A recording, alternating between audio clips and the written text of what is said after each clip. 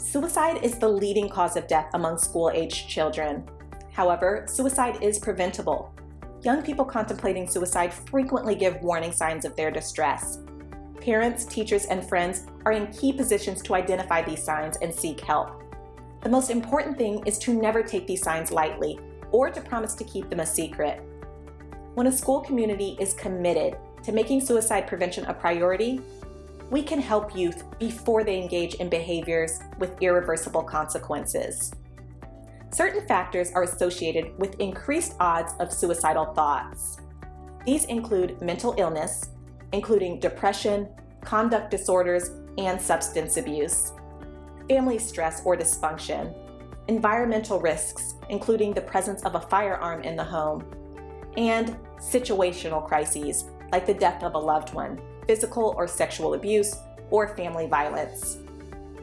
Most suicidal youth show observable signs that they are engaging with suicidal thinking, which may include suicidal threats in the form of direct statements such as, "I'm going to kill myself," suicidal threats in the form of indirect statements such as, "I wish I could fall asleep and never wake up again," suicide notes and plans, including online posts, prior suicidal behavior, making final arrangements like funeral arrangements, writing a will, or giving away prized possessions, preoccupation with death, changes in behavior, appearance, thoughts, or feelings.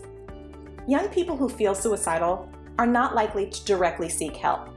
However, parents, school staff, and peers can recognize the warning signs and take action.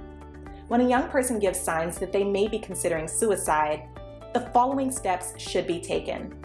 Remain calm. Ask the person directly if they are thinking about suicide. Focus on your concern for their well-being and avoid being accusatory.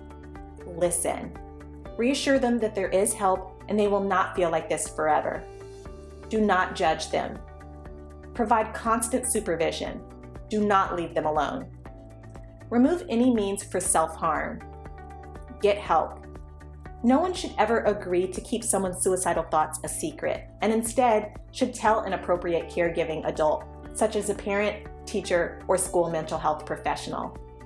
Parents should seek help from school or community mental health resources as soon as possible.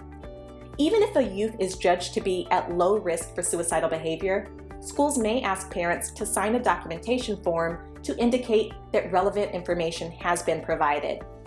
Additionally, parents are crucial members of a suicide risk assessment, as they often have information critical to making an appropriate assessment of risk, including mental health history, family dynamics, recent traumatic events, and previous suicidal behaviors.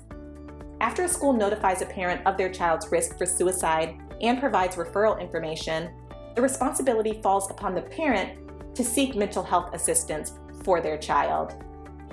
Parents must continue to take threats seriously. Follow through is important even after the child calms down or informs the parent that they didn't mean it.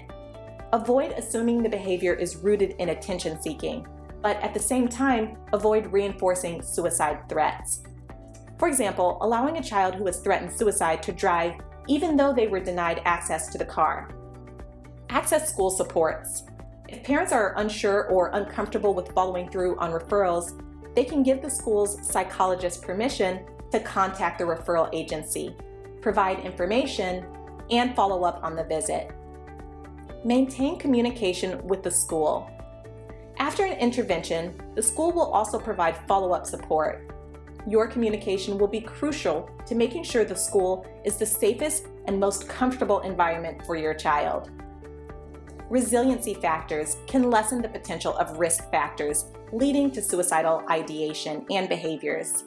Once a child or adolescent is considered at risk, schools, families, and friends should work to build out these factors in and around the child.